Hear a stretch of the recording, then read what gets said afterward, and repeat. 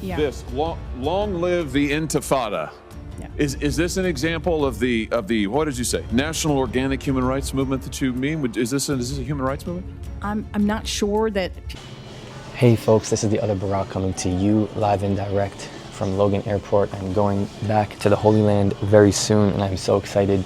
Please watch this video right now of Josh Hawley grilling an Arab American Institute leader. You have to see what happens and what unfolds here. Let's talk about it after.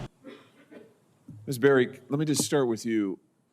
You said in response to a question from, I think it was Senator Graham, you praised the protests going on campuses. I just want to make sure I got this right, so you correct me now, as a national organic human rights movement. What did you mean by that?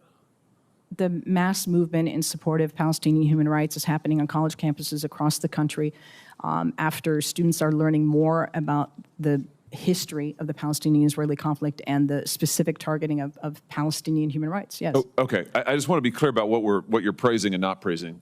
Well, praising. Let's have a look here. So, yeah. This long live the Intifada. Yeah. Is this an example of the what did you say, National Organic Human Rights Movement that you mean? Is this a human rights movement? I'm not sure that using the term Intifada, which literally just means to like shake off or get rid of, is effective. As most Americans don't actually associate it with a human rights issue, so I don't think that's effective. No, Senator. Wait a minute.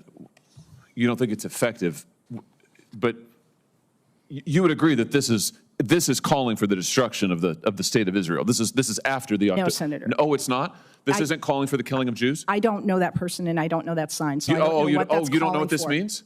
I don't think. You haven't seen this before. Did you see these protests on Rabbi? Do you know what this means? Yes, it's a call for the destruction of the state of Israel and probably the killing of Jews everywhere. I do not agree with that, Senator. You don't think that you don't think that's hate speech right here?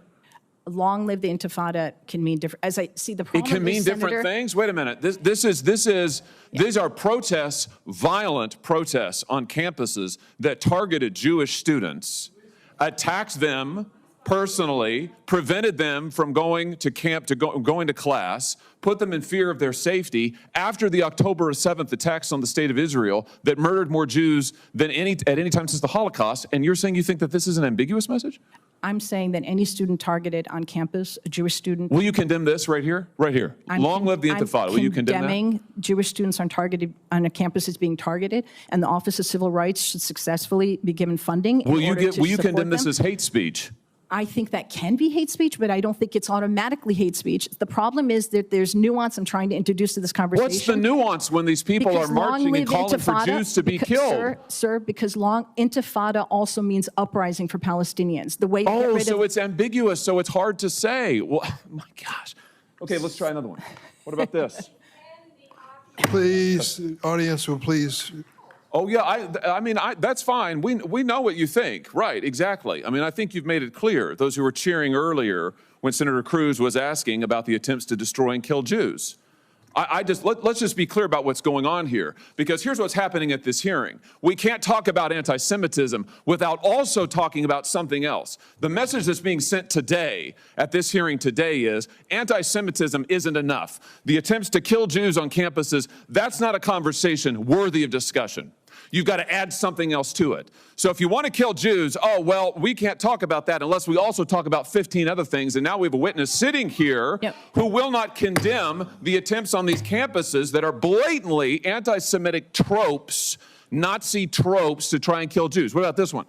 There's only one solution. Is that a national organic human rights movement? No, sir. I trust that's in reference to Holocaust, and that's I would think the final solution. Okay, what about this? What about this? Glory to our martyrs. Again, I don't understand the point of messaging like that. I don't know what that means. Would you condemn this as anti-Semitic? This was projected here in Washington, D.C. on the campus in front of Jewish students following the October 7th massacre. I think that is not appropriate speech at a time. It was hate speech in the context, don't you think? Sure, but the point is I would prefer to focus on the issue of hate crime. That's the reason I'm saying this is a hate crime. When you threaten to kill Jews and destroy the state of Israel, that's hate speech. No, that's a hate crime. Threatening to kill anyone, including Jews, is let's not pretend that it's ambivalent or ambiguous or we're not sure. How about this one?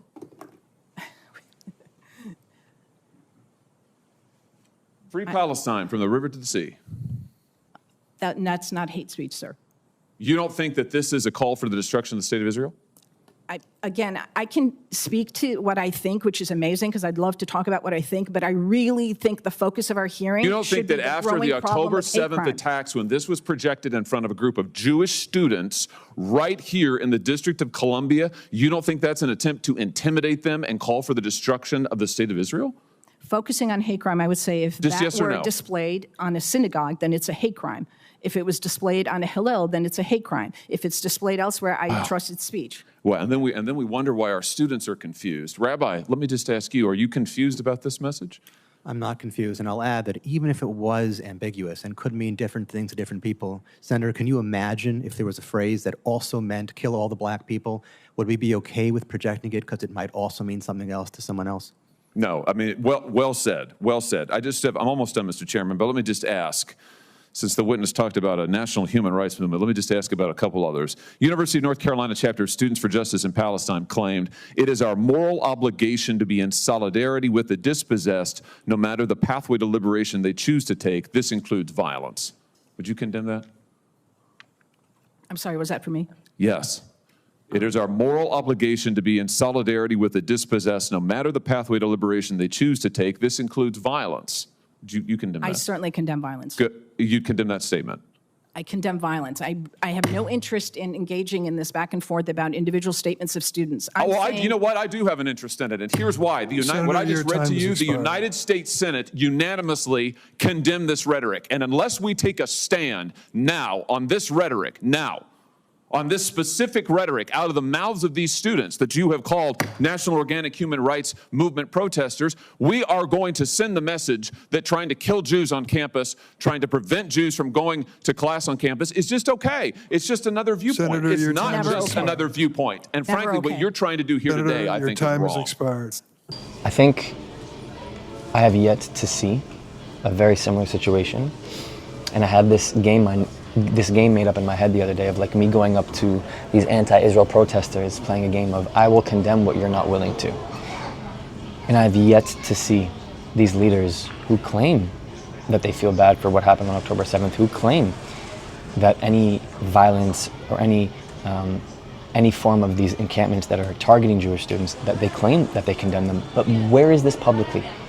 It's as if they're getting paid. It's as if someone's telling them what to do, what to say and what not to say when they get put in these situations on an institutional level. And I think that this should be telling all that you need to know, telling you all that you need to know about this, because if our academic leaders and the leaders of these institutions, the ones who are actually teaching these kids, the ones who are these on-campus leaders, if they're not even going to be able to hold these students accountable, it is a lost cause, ladies and gentlemen. It is a lost cause. So please share this video. Thank you so much. I'll see you next time. If you want to continue the conversation, you can support my work for free. Discord does not cost a thing. It is the best way to connect with me and others who are seeking the truth. The link is in the description. But if you want to take it one step further, my Patreon gives you access to the Israel you don't see, uncovering the untold stories of what mainstream media does not show you. The link is in the description, and it helps me to continue this work. Or if you're just looking to help this thing go, PayPal and Buy Me a Coffee is a really easy way to support me. This channel, this work does not happen without all of you. Thank you. I love you. I'll see you next time.